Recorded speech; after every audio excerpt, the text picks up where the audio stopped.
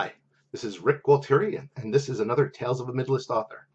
And today I wanted to step away from the normal stuff I talk about, which is really for people just starting out in this industry, um, and move to maybe something that's a little more intermediate or advanced. The concept of rebranding. Now, if you're just starting off, you really don't have a brand, so you're establishing your brand. That's your covers, your your title font, your website, basically anything that kind of says you out there, your social media presence, all of that. Sometimes, though, you reach a point where you need to change things up. Now, what does that mean? There's all sorts of levels of rebranding. At its most basic, it might be as little as, okay, hey, my Facebook cover photo is getting a little stale. Let me update it with some new books. It's minor, but it's still a rebranding. Updating your blurb, that's rebranding. Really, anything that's public facing about you, or that's descriptive, either graphical or text, that you change, that's all part of what we're talking about here. Now, price, that's really not. That's more like marketing strategy, all of that. But anything that has to do with that, you update your Author Central page, you update your Facebook page, your Twitter page, you change a blurb on a book. Maybe you change a cover. All of that is is a rebranding effort. So once again, it can be very small, just a minor thing. And sometimes you don't really have to think about it. You might just look and say, oh, that blurb, this sentence reads a little bit better. You change it, you're done. In other cases, a full blown on rebranding is essentially kind of really just reinventing yourself. Good example. I'm actually going through this right now in two cases. First is my pen name. So I decided to kill off my pen name and relaunch those books under under a different name, different title, different branding, everything, different persona. And that was primarily because I didn't feel I was hitting my target market. The books were well received, they had good reviews, and the thing that sucks is when you completely start over, you kind of lose that, or you can lose that. But I didn't really feel I was hitting my core market. So, did a little market research, found, with that, talked to my cover artist, relooked at all the blurbs, relooked at the titles even, and completely, kind of started fresh from there. And the good thing there is, it's still kind of building momentum, but it's also kind of giving me fresh ideas for stories for this new pen name. So in that case, the rebranding has been a success, at least, for me personally. On a lesser but still significant note, my main series. I'm in the process of putting new covers on all of them. I like my old covers. I think they are pretty cool.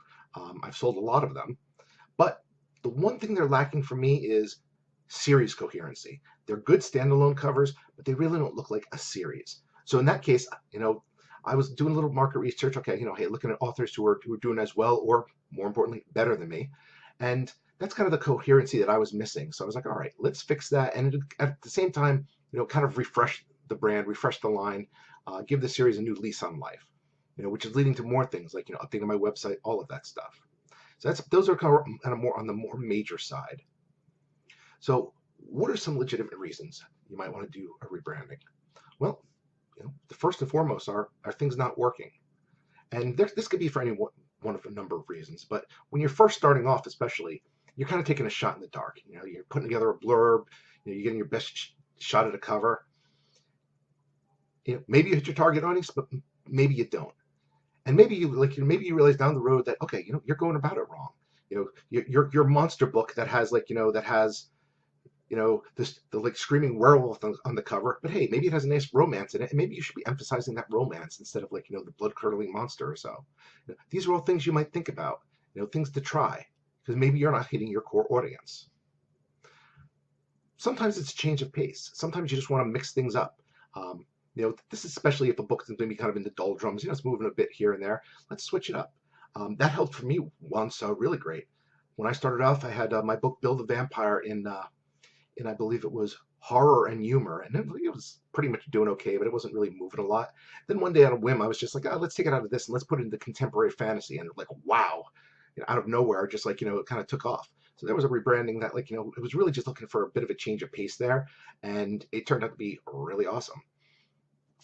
We already mentioned not hitting the right audience, but also one thing is, well, hey, you started off, you did this book covers, you didn't even know you were going to have a series. Maybe you put out one book, you put out a second, a sequel, then it started kind of going on and on. A couple years, like a year or so later, maybe a little bit longer, you realize that you know more than you did then. You have that hindsight, and you look and you say, I made a lot of mistakes there. Maybe it's time to fix a few of those. And that's another reason you might decide to rebrand. Refocus on your audience, refocus on your characters, on your books, give it a whole brand new look. And once again, you can go anywhere from from minor, hey, I'm just going to refresh my blurbs, all the way up to completely updating your whole online persona. Now, those are all legitimate reasons why you might want to consider rebranding. It's not, especially on the lower level. Once again, I wouldn't worry too much. You see a line in a blurb that you don't like, you update it. Oh well, that doesn't require you to lose a lot of sleep. A major rebranding effort, though, you really should you want to do your homework, you want to think about it, you want to get other people's opinions, all of that stuff. Because especially if you already have momentum, because the thing about a rebranding is, hey, you might hit it through the stratosphere, or you might completely hit a brick wall. So with the stuff I'm doing right now, time will tell. But so far, I have a good feeling about it. That being said, there are some illegitimate reasons that people rebrand, and you really shouldn't do these because honestly, they're a bit scummy. And I'd say probably the number one thing there is, somebody puts up a book, it's not very good, has a lousy cover, hasn't gotten very good reviews. In fact, it's gotten lousy reviews. So rather than working to fix it, some authors will just say, something, I'm just going to pull that book and I'm just going to relaunch it as a new book on Amazon, completely new, completely fresh, as a new file, wipes out those bad reviews. Let's try again. In some cases, they might do it with the same name. In other cases, they might just say, I'm just going to give it a different name. It's still the same lousily edited file, all that stuff, and put it out there. That's really not a cool way of doing it, because you're rebranding for the sake of kind of trying to scam people a little bit. Rather than looking and saying, okay, let's fix that. Now, it's a little bit different if, hey, you put it out there, you got some bad reviews, and then you go back and you completely retool the book. I'm not talking about that. I'm talking about, hey, I got my little pamphlet. I haven't even really bothered to spell check it. And I put it up there. People hate it. Yeah, screw it. I'm going to put it up there again, get rid of those fake reviews, get a few more people to buy it, and just keep doing it again and again until Amazon basically says, enough. That's really not a cool way of doing it, because once again, you're not looking to improve things. You're not really, well, you're looking to improve for yourself, but you're basically doing it at the expense of kind of scamming people. And that is really never cool. Any legitimate business is really not going to do that. It's one thing if you pull it down, completely retool it, so it's like you fix all those mistakes and stuff. Even then, honestly, I would live with the lumps. Put it up there and say, hey, apologies everybody. It's edited now. It's better. Some people might say, screw you. You already lost my trust. Other people might give you a second chance. That's just my personal opinion. I'm a firm believer that you take your lumps, and also keep in mind that, as I mentioned before, bad reviews don't necessarily sink you. So, if you're the type that I only want 5-star reviews, you're really in the wrong industry, because there is no such thing as a universally beloved work. And I guarantee you're probably not going to be the first person who's come up with that. All right. So those are my thoughts on rebranding.